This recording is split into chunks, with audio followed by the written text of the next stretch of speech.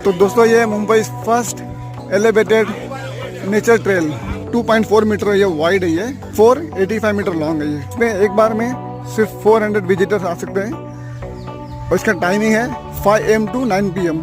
और यहाँ से आप देख सकते हैं चौपाटी का व्यू पूरा, अशोक ट्री, आलमंड ट्री और गुलमोहर के पेड़ यहाँ पे दिखेंगे आपको।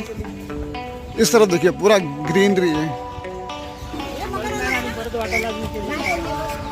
ये देखिए सर ग्रीनरी, इस तरफ देखिए। मॉनसून में तो यहाँ का एकदम डबल ही एंजॉयमेंट हो जाएगा।